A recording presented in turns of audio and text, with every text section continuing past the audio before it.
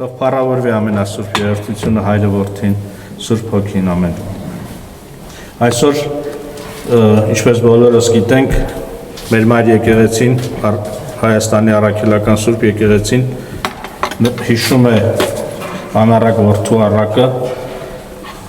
եւ Կիրակի անունն էլ անառակ որդու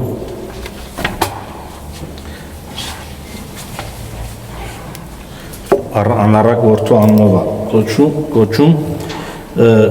այս պատմությունը գրված է Ղուկասի ավետարանի 15-րդ գլխում մենք այս հատվածը միասին ընթերցենք, հետո մեկ քանի ուրիշ հատված Սուրբ գրքից եւ խոսենք այն ինչ որ Տերը այսօր մեզ ունի հայտնելու։ Թող փառավորվի Հայրը Որդին Սուրբ Հոգին ամեն։ Եվ նա ասաց. մի մարդ երկու որդի ուներ, նրանցից փոքրը հորն ասաց. հայր, տուր ինձ իմ հասանելիք բաժինը, եւ նա իր ունեցածը բաժանեց նրանց մեջ։ Եվ շատ օրեր չանցած փոքր որդին ամեն բան հավաքեց ու հեռու երկիր գնաց, ու այնտեղ անառակ կյանք ապրելով իր ստացվածքն ամբողջությամբ վատնեց։ Եվ երբ բոլոր ունեցածը ծախսեց, այդ երկրում սով եղավ ու նա աղքատության մեջ ընկավ։ Ուստի գնաց այդ երկրի քաղաքացիներից մեկի մոտ ծառա դարձավ ու նա նրան ուղարկեց իր ագարակը խոզեր արածացնելու։ Նա պատրաստ էր իր փորը նույնիսկ այն թեփով լցնել, որ խոզերն էին ուտում, սակայն ոչ ոք չէր տալիս նրան։ Եվ երբ խելքի եկավ, ասաց. քանի վասկաններ ունի իմ հայրը հացով բավարարված եւ կուշտ, մինչդեռ ես այստեղ սովից մեռնում եմ։ Պիտի ելնեմ, գնամ իմ հոր մոտ ու ասեմ նրան. հայր, մեղանչեցի երկնքի դեմ եւ քո առջև, եւ այլևս արժանի չեմ քո որդին կոչվելու, ինձ քո վասկաններից մեկը համարիր։ Եվ նա ելավ ու եկավ իր հոր մոտ։ Մինչև շարունակելը, սիրելի քույրեր, եղբայրներ, կուզեմ մի շատ կարևոր բանի վրա ուշադրություն դարձնենք եւ տեսնենք ոնց են մարդիկ, նույնիսկ քրիստոնյա մարդիկ, որոնք Աստծո խոսքը գիտեն,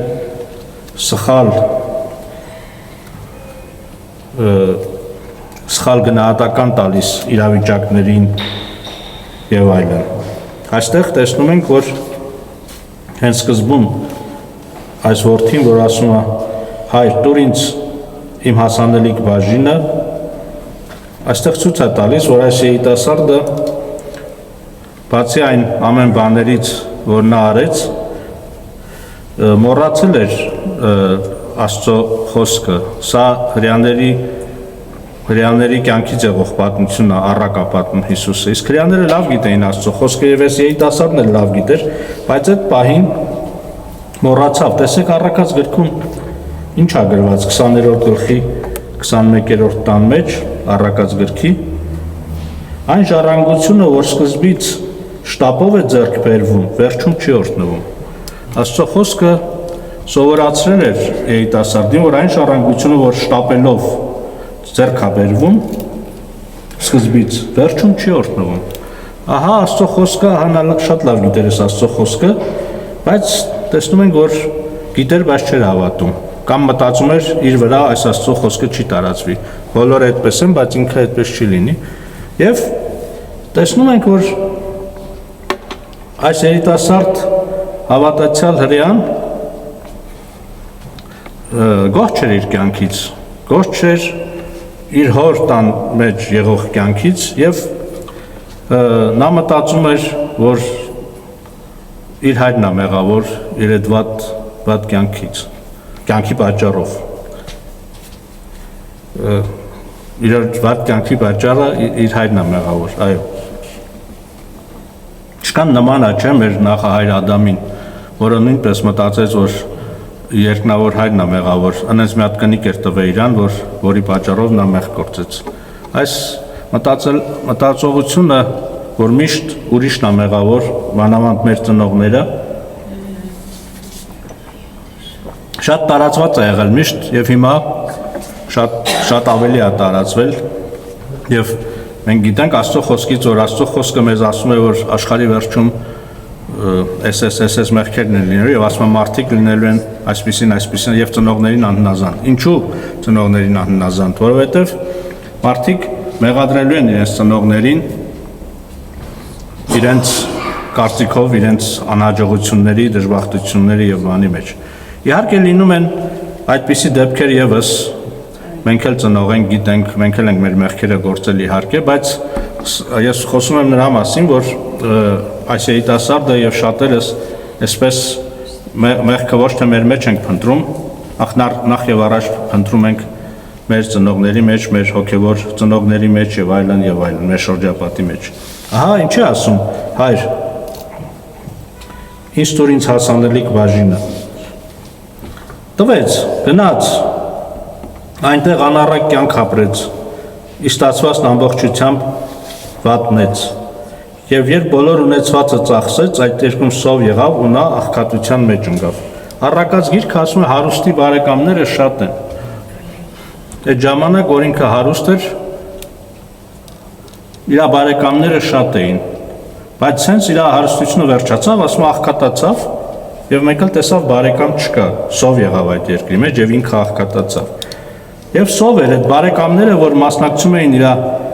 հարուստ եղած ժամանակվա խնջույքներին, երկու բարին, ուրախությանը, անառակությանը եւ այլն, եւ գովում էին իրան, ասում էին դու գիտես ինչ խելացի տղա ես, այ քո նման չկա, այ դու շատ տաղանդավոր մարդ ես, այ դու կարում ես կյանքը վայել ես, կարողանում ես եւ ինքը իրան լավ էր զգում եւ ավելի համոզվում էր, որ շատ ճիշտ արել, որ բաժանվել է հորից եւ այստեղ ինքը հարգված մարդ է, հասկանում են իրան, տեղը բերում են ինքով, վերջապես նենց շրջապատ գտավ, որ իրան ըստ արժան գույն գնահատում են, չեն մեղադրում եւ այլն։ Հենց հարստությունը պրծավ, ընկերներն էլ վերջացան, գովալու ոչ մի բան չկար,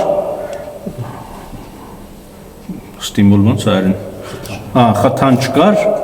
եւ ծրվեցին, բաժանվեցին, գնացին, եւ նա սով զգաց։ Եվ հաջորդ նախադասություն ուստի գնաց այդ երկրի քաղաքացիներից մեկի մոտ ծառա դարձավ։ Սա էլ է ցույց տալի, որ նա դեռ այդ նույն խելքին էր, որ ինքը մեղավոր չի իր դժբախտությունների մեջ։ Համառորեն շարունակում է իր ընթացքը, մտածելով, որ դեռ ինքը ինչ որ ձևի սրատակից դուրս կգա։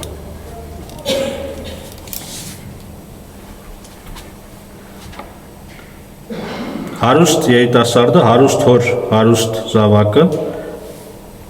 գնաց խոզեր արածացնելու։ Եվ նա պատրաստ էր իր փորը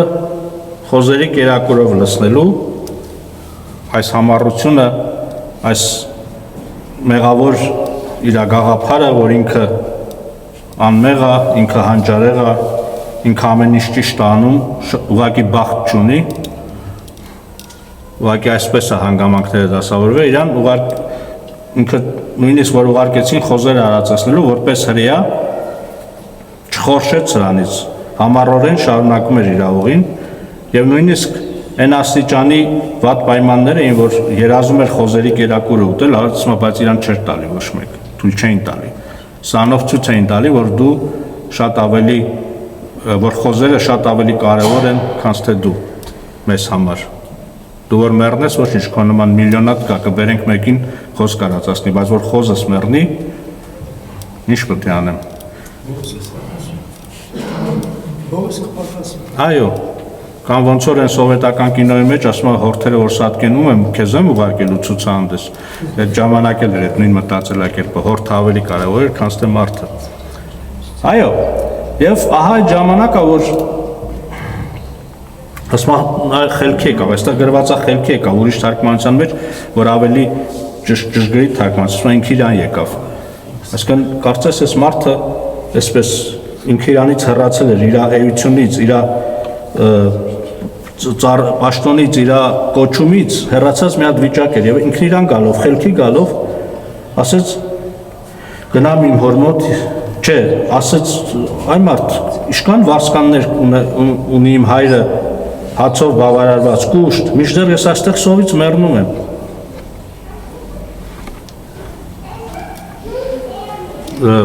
Մեր եկեղեցու հարազատ զավակներ, իմ սիրելի քույրեր, եղբայրներ, ժամանակ առ ժամանակ այս բանը մենք կարող ենք մեզ ասել, որ մեր առաքելական եկեղեցին Աստծո խոսքի ճշգրիտ մեկնությունը, այս հարստությունը փոխանցել է մեզ, ինչ ենք մենք սովից մեռնում, ինչի մենք չենք կարողանում օգտվել այս բանից, ինչ ենք մենք ինքնագլուխ հեռացել, մտածելով, որ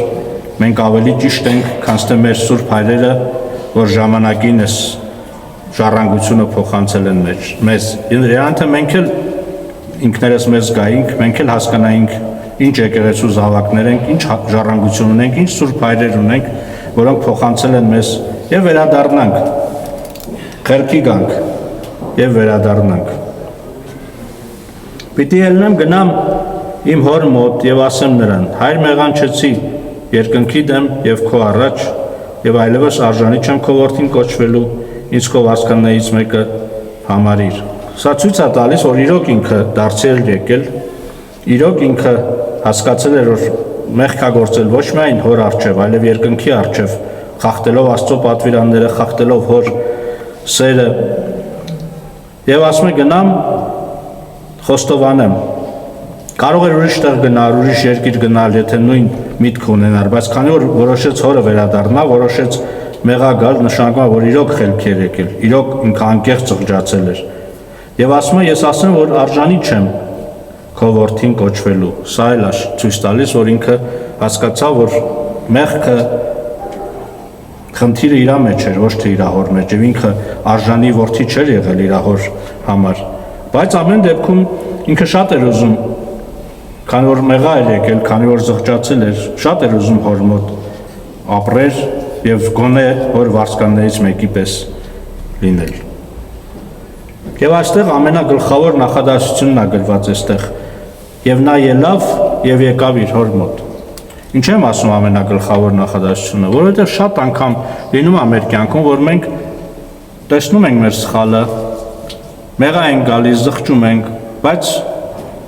հաջորդ քայլը, ամենակարևոր քայլը չենք անում, չենք ապաշխարում։ Մեղա ենք գալիս, զղջում ենք, բայց չենք ապաշխարում։ Ինչպես որ Հուդան մեղա եկավ, զղջաց, այն աստիճանի փոշմանել իր արածից, որ նույնիսկ ինքնասպան եղավ, բայց չապաշխարեց։ Մինչդեռ տեսնում ենք մեր Սուրբ Հայր Պետրոս առաքյալը, երբ որ զղջաց, նաև ապաշխարեց, հա, վերադարձավ Քրիստոսին, վերադարձավ իր հին կյանքին, Աստծո ուզած կյանքին։ Սա շատ ծանր բան է մեզ համար։ Մեր ազգի պատմությունն էլ ուսումնասիրելով մենք տեսնում ենք, որ մեր ժողովուրդն էլ շատ հաճախ մեր պատմությունը նայելով, դիտելով եւ այլն, կարծես թե ինչ որ սխալներ գտնում է, ասում այս բանը սխալ են արել, ասենք 1725 թվականին, այս բանը սխալ են արել 1915 թվականին, այս բանը սխալ են արել 20 թվականին, այս թվականին, այսպես վերլուծում են բան են անում, լավից վատից, չնայած հիմնականում չեն էլ վերլուծում, բայց վերլուծողներն էլ հետո ժամանակ անցնում է ցույց է նույն բաներն են սկսում անել, նույն սխալները, ինչ որ մեր հայրերն են արել, պապերը եւ այլն։ Դա սա նշանակում է, որ մենք էլ այս խնդիրը ունենք մեր մեջ, որ մտածում ենք այն մարդիկ մեր պապերը հիմար էին, 20-րդ դարի սկզբում մեր պապերը հիմար էին, 15-րդ դարի պապերը հիմար էին, ես խելոք եմ, ես բան կանեմ։ Եվ նույն սխալներն ենք կատարում եւ մտածում ենք իրանց մոտ չի ստացվել, ինձ մոտ կստացվի։ Իմ աղջիկը, որ սովորում է ինստիտուտում, իր ամոր հետ խոսալուց, ասում է մեր դասախոսներն ասում են, որ քրիստոնյաները, երբ որ քրիստոնեություն ընդունեցին, եկան մեր սաղ տաճարները ավերեցին, մենք այբուբեն ենք ունեցել, այբուբենը ոչնչացրին, բան։ Այս պատմությունները բոլշևիկների հրամանով, կոմունիստների հրամանով, աթեիստ կառավարության հրամանով, հակաաստված կառավարության հրամանով մեր ժամանակվա գիտնականները ոմանք ստիպված, ոմանք ուրախությամբ գրել են այս պատմությունները եւ փոխանցել են մեզ։ Հիմա ամեն ինչ պարզ է, գիտենք որ սուտ է, ինչ են շարունակում այս նույն հեքիաթները պատմել մարդկանց։ Այդ ինչ գրականություն ենք ունեցել, որ խեղճ եկեղեցական հայրերը, երբ որ ազգը դարձի եկավ, մի հատ բան չէին գտնում, որ լեզու այբուբեն չէին գտնում, որ առաջի իրանց գործը Աստվածաշունչը թարգմանեն, ասորերեն էին պատարակն անում, հունարեն էին անում, ես մինչև որ Մեսրոպ Մաշտոցը թարգմանեց հայերեն գյուտը անելուց հետո, տառերի գյուտը, այբուբենի գյուտը անելուց հետո։ Տաճարները ասում վերացրել են բան։ Ինչ տաճար, հենա Գառնու տաճարը կանգնած է, մի հատ նորմալ տաճար ա եղել, պահել են, էլի։ Ինչի՞ պիտի վերացնեին։ Ամբողջ աշխարհում քրիստոնյաները այդ տաճարները օգտագործել են, մեծ մասը օծել են եւ վերածել են եկեղեցիների։ Ինչի ամենաախմախ ազգը մեր ազգն էր, որ պատրաստի շենքը պիտի քանդեր։ Հա։ Դες բան չկա։ Այո, եւ մենք էլ գիտենք, որ շատ եկեղեցիների հիմքում բան ա եղել։ Մեհյաններ են, հենց մեր մայր տաճարը, Էջմիածինը, տեսեք։ Այսինքն մարդիկ այդտեղ դրա վրա եկեղեցիներ են կառուցել, ոչ թե քանդել են։ Ինչ որ մի բան ա եղել, հա, կառուցել են, վերակառուցել են։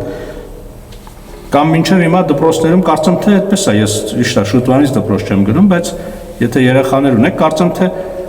մինչև հիմա բան էվոլյուցիոն տեսությունն են, չէ՞ դասավանդում դպրոցում, որ մարդը առաջացել է կապիկից, չգիտեմ ինչ որ ինչու։ Ապացուցվել է մի քանի անգամ ամենաբարձր աշխարհարչակ գիտնականների, բիոլոգների կողմից, որ դա այդպես չի։ Բայց ինչ են շարունակում այս սխալ բանը պատմել մարդկանց։ Մենք տեսնում ենք, որ իմանալով հանդերձ ճշմարտությունը չեն ապաշխարում։ Շատ ցավալի է այս մի բանը։ Բայց ես հիմա նույնը քաղաքական գործիչները եւ այլն, տարիներով ապրելով շրջապատի մեջ, տարբեր շրջապատների մեջ, մենք նույն համառորեն նույն սխալը գործեցինք, մեր շրջապատի ժողովուրդներին փոխանակ ավելույթ լինեինք, այսինքն քրիստոնեական հավատը ապրեինք եւ տարածեինք, մենք անընդհատ ասացինք, վայ, ես ինչ վատ միջավայր է, վայ, ես ինչ վատ աշխարհագրական դիրքում ենք ապրում, վայ, ես ինչ վատ հարևաններ ունենք, վայ, մենք խելացի ենք, մեր շուրջ բոլորը հիմար են բոլորը եւ այլ, այսպես մտածելակերպով ապրեցինք եւ մինչեւ այլ ապրում ենք եւ փոխանակ դարձի բերեինք այս մարդկանց, որոնց մեջ ապրում էինք, մենք մարդ բերեցինք իրանց վրա, ուրիշ պետություն բերեցինք իրանց վրա եւ նույնը շարունակում ենք մինչեւ այսօր։ Եթե չենք էլ շարունակում, ով որ չի շարունակում, դրանք քննադատում են։ Միշտ ուզում են ուրիշ պետություն բերեն։ Չնայած այդ պետությունների գալու այդ բանը մենք մեր կաշվի վրա ենք զգացել, բայց քաղաքականությունը թողնենք, հարցը դա չի։ Հարցը սա է, որ այսօր ապաշխարության մասին է խոսում եկեղեցին, ապաշխարության կոչ անում, բայց մենք տեսնում ենք, որ նույնիսկ մենք քրիստոնյաներս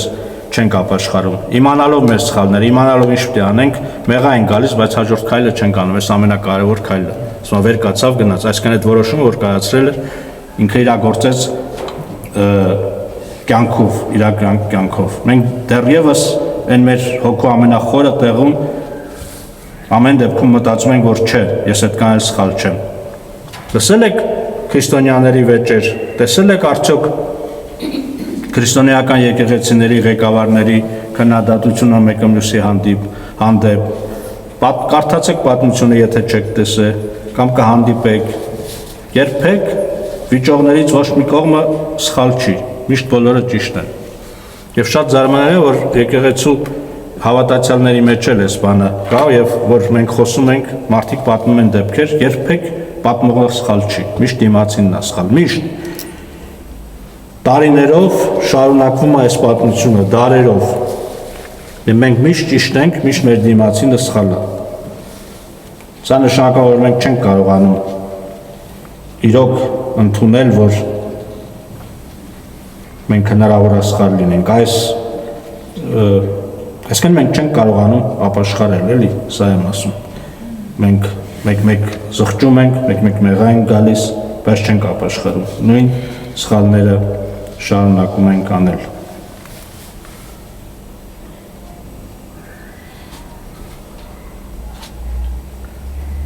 Ձեզ ամաչացնելու համար եմ ասում։ Այնպես է, որ ձեր մեջ իմաստուն մեկը չկա, նույնիսկ մի հոգի, որ կարող լինի իրավունքը որոշել իր եղբայրների միջև ինչու ամաչացնելով ասում ասում ձեր մեջ դատեր կան ձեր մեջ վեճեր կան եւ չեք կարողանում այդ վեճերը հաղթարել հարթել ձեր մեջ աշխարհային դատեր ունեք ապա նրանց ձեզ դատավոր դարձրեք եթե ձեր մեջ աշխարհային դատեր ունեք ապա նրանց ձեզ դատավոր դարձրեք որոնք ամենից քիչ հարգանքն են վայելում եկեղեցում ինչու աշխարհային դատեր ունեին հավատացյալները կամ ինչու այսօր էլ ունենք մենք աշխարհային դատեր ասեմ որովհետև մենք որ աշխարհից դարձի եկանք եւ քրիստոնյա դարձանք միացանք եկեղեցուն պետք է թողնեինք այդ աշխարհը ոնց որ այս երիտասարդը թողեց այդ խոզերի կերակուրը խոզերի հոտը եւ այլն եւ վերադարձավ հորտուն եւ իրոք վերադարձավ իրոք մեղա էր եկել զղջացել էր եւ պատրաստ էր խոնար դիրքում ապրել այդ տանը ոչ թե որպես որդի ահա մենք քրիստոնյաներս որ աշխարհը թողել ենք դարձենք եկել միացել ենք Քրիստոսի եկեղեցուն այդ աշխարհը չենք թողել հետներս բերել ենք եկեղեցի աշխարհային մտածելակերպը աշխարհային շարժուձևը աշխարհային ուրեմն ամեն ինչը ես որ երիտասարդ նորադարձ հավատացյալ էի այդ թվերին մի հատ մեծ աղմուկ այսպես վիճաբանություններ բան բարձրացավ եղբայրակցության մեջ կռիվներ եղավ բաժանումներ եղավ ցավալի դեպքեր եղավ լավ որ չգայթակղվեցինք չհեռացանք Աստծուց չնայած շատերը գայթակղվեցին եւ հեռացան եւ ես հիշում եմ որ մի օր Համլետ եղբայրը նեղված ասում էր այ մարդ այս ինչ բան է հավատացյալին պետք է համոզես որ ինքը մեղ կա գործել ես էլ ճիշտ ասած այդ ժամանակ իմ աշխարհիկ մտածելակերպով ասում եմ հա մտքումս էլի այտենց ամաչում էի իրան ասի բայց մտքումս ասում եմ հա պետք է ապացուցես բա մարդուն որ չապացուցես մեղագործ չի հասկանում ինչ ասում էլի Համլետ եղբայրի մտածելակերպը դեռևս աշխարհիկ էր սա ձեզ կասեմ ինչումներ կայանում բանը անմեղության կանխավարկած լսել եք հա այդ ռոմեական բանից է գալիս որ եթե մինչև մարդուն չես ապացուցում որ ինքը մեղավոր է ինքը մեղավոր չի եւ այսօրվա ամբողջ դատական համակարգը լավագույն երկրների այսօրվա երեկվա բան այդ ռոմի բանից է գալիս բոլորը գիտեն որ Վարդանը 5 հատ մարդ է սպանել բայց դատարան չեն կարողանում ապացուցել իրան ազատ են սա գիտեն որ այս մարդը մեղավոր է գողը հանցագործը բոլորը գիտեն բոլորը բայց դատարանով չեն կարողանում ապացուցել կամ դատարանը իրան ասում է կամ կաշառք է տվել դատավորին դատավորը ասում է ինքը անմեղ է դառնում սա է եւ չեն դատում մինչեւ դատարանն է որոշում կայացնում էլի սա մտածելակերպ է աշխարհիկ շատ հաճախ շատ լավ բանի համար է օգտագործում շատ հաճախ էլ վատ բանի բայց դա էական չէ էականն է որ ես այսպես մտածում էի կար նաեւ գողական մտածողություն գողականն էլ սա էր որ մեկին մի բան էր ասում իր ապացուցի եթե չապացուցես այդ մարդը վիճակը շատ վատ է լինում սա գողական մտածելակերպն էլ կար մեր մեջ մենք սովետից էինք եկել գողական էինք կիսա գողական էինք եսի ինչ էինք եւ Համլետ եղբայրը որ ասում էր հավատացյալին քրիստոնյային պետք է ապացուցես որ մեղքագործ է ասում է հա պետք է ապացուցես բան ինչ պետք է անես հետո տարիներ հետո հասկացա որ քրիստոնյան իսկական քրիստոնյաները նույնիսկ խաղաղություն անելու համար բան նույնիսկ մեղավոր չեն եղել իրանց վրա են վերցրել որ եկեղեցում խաղաղություն լինի բան լինի եւ եթե մեղք են գործել ճշմարիտ քրիստոնյան իրանք են գնացել խոստովանել այդ մեղքերը պետք չէ եղել իրանց վերես ապացուցես այսպես ասած հայերեն ասած դակազատ անես նոր ինքը խոստովանի իրանք են գնացել խոստովանել այսօր քանի հոգինես են գնում խոստովանում մեր մեղքերը որ կատարել ենք մեր եղբայր կամ քրոջ հանդեպ կամ եկեղեցու հանդեպ չգիտեմ կարծես թե շատ քիչ են այդ մարդիկ եթե նույնիսկ կան տեսնում եք ոնց է աշխարհային մեր մտածելակերպը ամաչում ենք դու շատ գիտեմ ինչեր ենք հիշում բան այսպես մենք դեռ մտածում ենք որ մենք ենք ճիշտը միշտ մենք ենք ճիշտը միշտ շատ ցավալի բան է սիրելի քույրերս եւ եղբայրներս այսօր ապաշխարության մասին է եկեղեցին ուզում մեզ այդ խոսա եկեղեցիներն չեն ապաշխարում տարիներով իրար նզովել են անպատվել են հավել են բան նույնը շարունակում են եկեղեցիները որոնք ինչ որ մի պահ եկավ միջնադարում որոշ եվրոպական երկրներ բան այսպես հզորացան լավ զորք հավաքեցին, այսպես ասած սրով ամբողջ աշխարհը գրավեցին, այդ էր իրանց միակ բանը, արգումենտը էլի, փաստարկը։ Հենց որ չինացիների ձեռը սուր ընկավ, մուսուլմանների ձեռը սուր ընկավ, քրիստոնյաների փաստարկները վերջացան։ Չէ՞։ Բայց մինչև հիմա շարունակում ենք այս բանը։ Երկու քրիստոնյա, հենց հիմա երկու քրիստոնյա ազգեր են կոտորում եւ եկեղեցին փոխանակ խաղաղացնի, փոխանակ ամաչեցնի, բան օրհնում է զենքերը, բաները, որ իրար սպանեն։ Տենում եք, որ նույն բանը շարունակում են։ Եվ ում հետ խոսած ինքը ճիշտ է, իհարկե ճիշտ է։ Հաղթեցինք Քրիստոսին։ Եվ տեսնում ենք, որ այսպես էլ հավատացյալները շատ անգամ մեկ-մեկ ձևի համար, մեկ-մեկ անկեղծ ասում են, հա մեղա Աստծո սխալ են գործել, բան, բայց չեն ապաշխարում, շարունակում են նույնը։ Եվ խոսակցությունների մեջ, լեզվակռիվների մեջ հաղթում են, միշտ հաղթում են։ Հաղթում են իրենց հակառակորդին, բայց Քրիստոսն է պարտվում։ Դրա համար Պողոս առաքյալը ասում է, ձեր մեջ մի հիմար չկա, դրեք թող ձեզ դատի։ Ասում է, ձեզ ամաչացնելու համար եմ ասում։ Մի եղբայր ունեինք, հենց այդ վեճերի ժամանակ էր, որը ես չեմ ուզում ասեմ հիմար էր, հիմար չէր, որտեվ դա մեղք է այդպես ասել, բայց այսպես պարզամիտ եղբայր էր, էլի, տենց շատ պարզ եղբայր էր, շատ։ Ինքը մի օր այդ վեճերի ժամանակ են տալիճում, որ հավաքված էին, սկադար, ասեց, ես տեսիլք եմ տեսել, ուզում եմ պատմեմ, բան, ասին կարի պատմի, եկավ ասեց, ես խառնվել էի ես վիճաբանությունների բանի մեջ, այսպես մեկ սրա կողմն էի անցնում, մեկ նրա կողմն, ասում է տեսիլք, տեսա, որ ես խաչից իջել եմ եւ քայլում եմ այսպես բանի վրա, գետնի վրա, հա, ասում է ես հանդիմանվեցի, որ Տերը ասում էր դու պիտի խաչված մնաս, խաչալ Քրիստոսի հետ մնաց, բայց դու իջել ես եւ աշխարհի հարցերով ես էլի զբաղվում։ Այդ եղբայրը իրոք կարող էր այդ բոլոր քարոզիչներին մեծա իմաստուն մարդկանց դատեր եւ դատեց այդ իրավակայությունով։ Այդ դրանց մեջից շատերը այսօր քահանաներ են, բաներ են եւ մինչեւ հիմա շարունակում են իրենց նույն բաները։ Հոգեվոր մի հատ եկեղեցուն հավատարիմ մի հատ բուջուր համայնք կա, եկեղեցասայաց եղբայրություն շատ են փոքրացել, բայց էլի պայքարում են մեր դեմ, ուրիշների հետ խնդիր չունեն։ Իրանց խնդիրը եկեղեցու հավատացյալների հետ է։ Թող Տերը ողորմություն անի։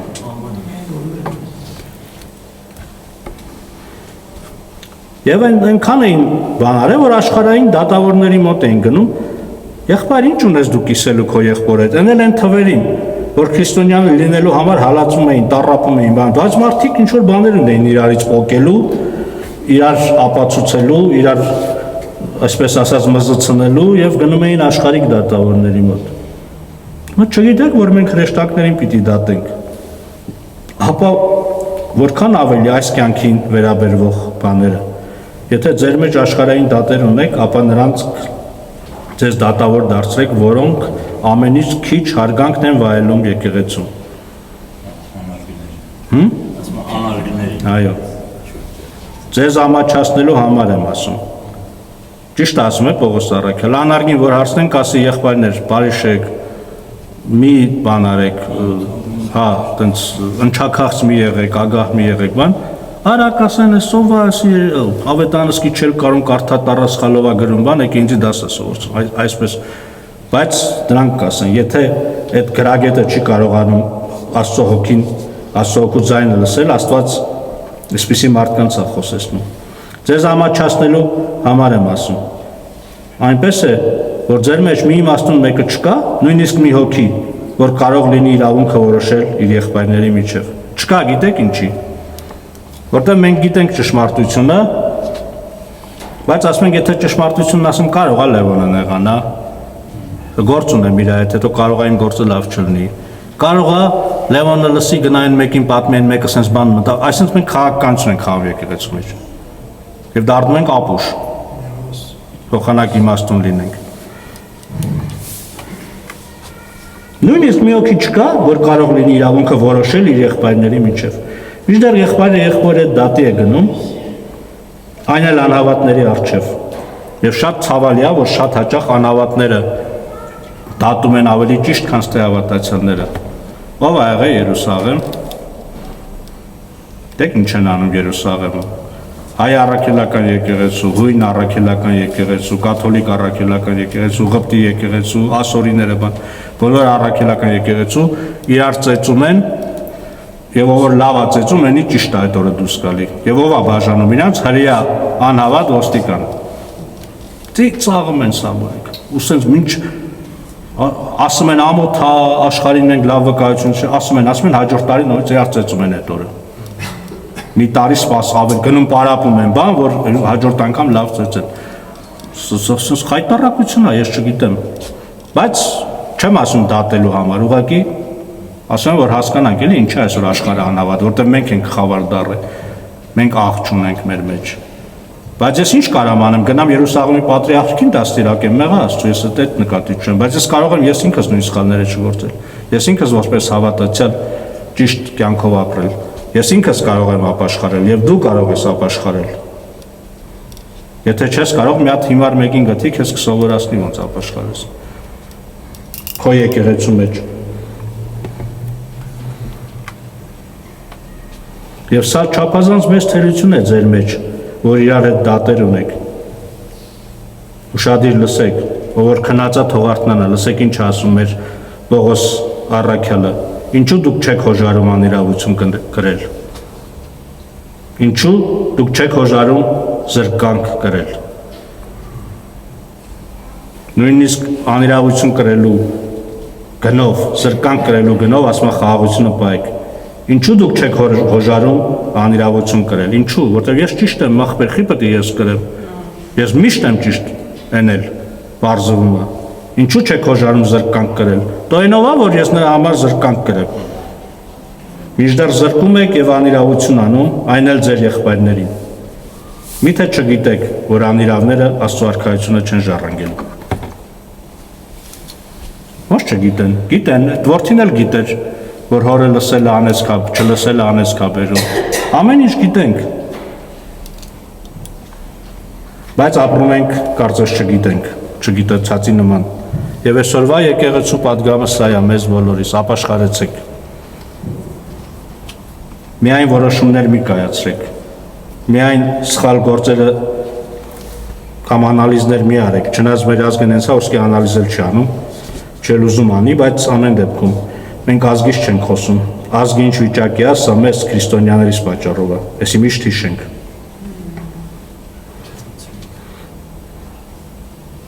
Եվ նա ելավ եկավ իր հոր մոտ, փառք Աստծո, որոշեց, ինքն իրեն եկավ եւ եկավ իր հոր մոտ։ Բայց երբ նա դեռ շատ հեռվում էր, հայրը տեսավ նրան գթած եւ ընդառաջ գնալով,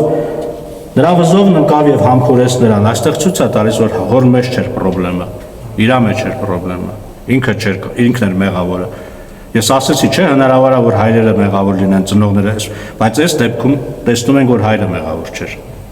Իր խնդիրը իր մեջ էր, այդ երիտասարդ տղայի մեջ էր։ Նրա վզովն ընկավ ու համբուրեց նրան։ Ում համբուրեց,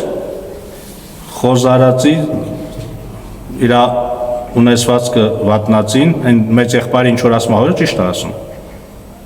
Օրենքի արդարության տեսանկյունից շատ ճիշտ է խոսում։ Չէ՞։ Ասում է պոռնիկների հետ կերավ քո ունեցվածքը, բան, ճիշտ է ասում։ Իհարկե։ Բայց այստեղ ուրիշ հարց է, ճշտի սխալի հարց չի։ Այստեղ ողորմության հարցն է։ Եվ ցույց է տալիս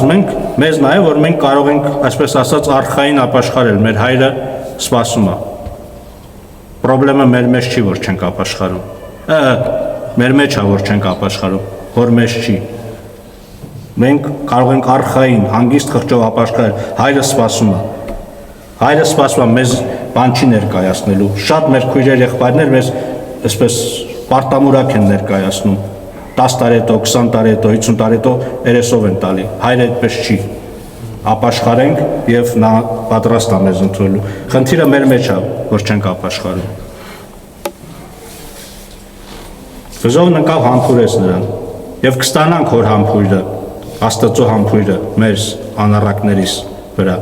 Եվ որդին նրան ասաց. տեսեք, իրոք դրանից կարող ես չխոսալ բան, չէ, հայրը ընդունեց, բայց տեսնում ենք, որ իրոք ինքը ապաշխարել է, էլի, իրոք մինչև վերջ ապաշխարեց։ Հայր, մեղաչեցի երկնքի դեմ եւ քո առջև, ու այլևս արժանի չեմ քո որդին կոչվելու։ Իսկ հայրն իր ծառաներին ասաց. անմիջապես բերեք լավագույն պատմուչանը եւ հագցրեք նրան, մատանի նրա ձեռքին եւ կոշիկներ նրա ոտքերին։ Բերեք պարարտ հորթը եւ մորթեցեք, ուտենք եւ ուրախ լինենք, որովհետեւ այսին որդին մեռած էր, կենդանացավ, կորած էր ու գտնվեց, եւ նրանք սկսեցին ուրախանալ։ Այսինքն այս որդին պատրաստ էր ամենաստոր ծառայություն անել իր հոր տան մեջ, որպեսզի այս իր մեղքերը քավեր, իր արածները քավեր, իր հոր սիրտը դառնացած վիճակներից, բայց հայրը ծառային կարիք չունի, հայրը շատ ծառաներ ուներ։ Հայրը որդի, կորցրած որդի ուներ, որը վերականգնվեց։ Հայրը ծառայի կարիք չունի։ Մենք էլ որ գնում ենք հոր մոտ, մենք պետքա պատրաստ լինենք ծառայի, ամենաստոր ծառայի նման գնալ հոր մոտ, բայց իմացեք, որ մեր հայրը մեզ իր որդիների պես է ընդունում։ Ինքը ծառայի կարիք չունի, ամբողջ տիեզերքը հրեշտակներ իրան են ծառայում։ Եվ Հիսուսը ասում այսպես պետք է ուրախանան երկնքում հրեշտակները մեկ հոգու համար, որը դարձի է գալիս։ Այսօր երկինքը սպասում է մեզ, որպեսզի մենք դարձի գանք ապաշխարենք։ Իսկ ավակ որդին, որ դաշնում էր, երբ եկավ եւ մոտեցավ տանը, երգի ու բարի ձայներ լսեց եւ կանչեց ծառաներից մեկին ու հարցրեց, թե ինչ է դա։ Նա էլ ասաց. եղբայրդ եկավ եւ քո հայրը մորթեց պարարտ հորթը, քանի որ նրան ողջ եւ առողջ գտավ։ Նա բարկացավ եւ չէր ուզում ներս մտնել, ուստի հայրը դուրս եկավ ու աղաչում էր նրան։ Եվ նա պատասխանեց ու ասաց իր հորը. ահա այսքան տարի է ծառայում եմ քեզ եւ քո պատվերները երբեք չեմ խախտել, բայց ինձ նույնիսկ մի կուլ չտվիր, որ իմ բարեկամների հետ ուրախանայի։ Իսկ հենց այդ որդիդ եկավ, որ քո ունեցվածքը պոռնիկների հետ վատնեց, պարարտ հորթը մորթեցիր նրա համար։ Տեսնում ենք, որ այս մեծ որդին էլ, որ ապրում էր հոր տանը, սրտի մեջ դառնություն ուներ, էլի հորն էր մեղադրում։ Իր այդ խնդիրը, որ կար իր սրտի մեջ, իրան թվում էր, թե հայրն է մեղավոր։ Ծառայում էր, չարչարվում էր, մտածում էր հայրը ես ինչ պետք է անի իրան ու չի անում, չի գնահատում իրան եւ այլն։ Նույն իր փոքր աղբոր խելքիները ուղղակի ավելի կեղծավոր էր, քան թե փոքր աղբերը։ Փոքր աղբերը ուղղակի հորը ասեց. զզվցրել ես ինձ էլի կարճ ասած, փողերս դուր ես գնամ գիտեմ ոնց ապրեմ, այնի սուսուփուս սպասում էր, բայց էլի խնդիր ուներ իր ներսում մտածելով, որ խնդիրը հոր մեջ է։ Եվ ասում է, քո որդի բան չէ, ասում աղբերս եկավ։ Խնդիր ուներ հոր հետ, խնդիր ուներ իր եղբոր հետ։ Այսպես է, եթե մենք չենք խնդրում, որ Աստված իր Սուրբ Հոգով լցնի մեզ, իր սիրով լցնի մեզ, եւ մենք չենք կարողանում սիրել մեր հորը, մենք մեր եղբայրքույրերին էլ չենք կարողանում սիրել։ Եվ այս ծերը կեղծավորության է վերածվում։ Եվ ասում ենք ինչի պետք է ես քո քույրը բան դառնա, հայտնի դառնա, ես մնամ ստվերում։ Ինչի պետք է ես ինչ եղբայրը հարուստ լինի, ես աղքատ մնամ։ Ինչի պետք է ես ինչ քո այս զավակը, որ շատ ավելի բաներ է, վատ մարդաքանց թե ես, ինքը պետք է ասենց ինչ որ բան ունենա, հարգանք վայելի ես։ Մենք մտածում ենք մեր բոլոր խնդիրները հոր մեջ է։ Հայրը ճշմարիտ չի, արդար չի, սիրող չի եւ այլն եւ այլն։ Եվ սա էլ, եթե մենք այս ավակ որդու վիճակում ենք, էլի պատգամը սա է, որ ապաշխարենք, թողնենք այս հիմար գաղափարները, հայրը միշտ սպասում է մեզ, տեսեք, էլի վազես դուրս իր որդուն, որ բերի։ Նա էլ ասաց նրան, որդիս, դու միշտ ինձ հետ ես, եւ ինչ որ ունեմ քոնն է, հələ նայեք այստեղ է, չգիտի, որ սա որ ունեցվածքը իրանն է։ Էս էի ասում էլի, որ մենք այս ժառանգության վրա նստած, միլիարդների վրա նստած, պատկերացեք մի օգու, որը միլիարդ դոլարներ ունի, չգիտի, նստած այդ դոլարների վրա ձեռը մեկնում է, ասում է ինձ 100 դրամ փող տվեք, հաց առնեմ։ Մենք հավատացյալներս այս հարստությունների վրա նստած, մենք չգիտենք, մենք մեր ձեռքը մեկնում ենք սրանից նրանից ինչ որ փշրանքներ, խոզի կերակուրներ ուտենք եւ երբ որ թույլ են տալի ուտում ենք, ուրախանում ենք։ Բայց պիտի ուրախանանք եւ խնդանք, որովհետեւ քո այս եղբայրը մեռած էր եւ կենթանացավ, կորած էր եւ գտնվեց։ Թող Տերը բոլորիս սրտի մեջ դնի այն բոլոր սխալները, որ մենք հիշում ենք, ներենք մեր դեմ կատարած բոլոր մեր եղբայրների քույրերի մեղքերը, որպեսզի մեր երկնավոր հայրն էլ մեզ ների եւ ներենք եւ ներողություն խնդրենք Աստծո դեմ կատարած մեր բոլոր հանցանքների համար, հաստատ համոզված լինելով, արխային լինելով, որ հայրը սպասում է եւ ինքը ընդունելու է մեզ եւ վերականգնելու է մեր ուրեմն այդ որդիական վիճակը։ Եվ երբ որ մենք դարձի գանք սիրենք Աստծուն, սիրենք մեր մերձավորին, մենք կարող ենք այս ավետարանի աղը լույսը տարածել մեր շրջապատի մեջ եւ այն բոլոր խնդիրները, որ դարերով, տասնամյակներով մեր երկիրը մեր երկրի ժողովուրդը, այս մեր խեղճ ժողովուրդը sense տառապանքով ապրում է, այս լծի տակ, այս դժվարությունների տակ Տեր Աստվածը մեր միջից մարդիկ կանի, որոնք այս հարցերը կլուծեն։ Ինչպես Սուրբ Գրիգոր Լուսավորիչը, որ եկել էր ընդամենը ծառայելու Տրթատ Թագավորին, իր հոր կատարած մեղքերի համար Տեր Աստվածը նրան բարձրացրեց եւ դրեց ազգի ու ճակերտավոր ասած փրկիչ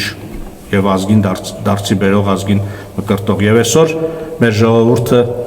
ավարտեմ նրանով, ինչով որ սկսեցի։ Մեր ժողովուրդը ոչ մի բանով հպարտանալու բան չունի։ Եթե երաժիշտներ ունենք, աշխարհի բոլոր ժողովուրդներն ունեն։ Եթե մենք գիտնականներ ունենք, աշխարհի բոլոր ժողովուրդներն ունեն։ Եթե մենք նույնիսկ ասեմ ձեզ, եկեղեցու այսպես հանճարեղ սրբեր ունենք, աշխարհի բոլոր եկեղեցիներ ունեն այս նմանատիպ սրբեր։ Բայց մենք մի բան ունենք, որ ոչ մեկ չունի։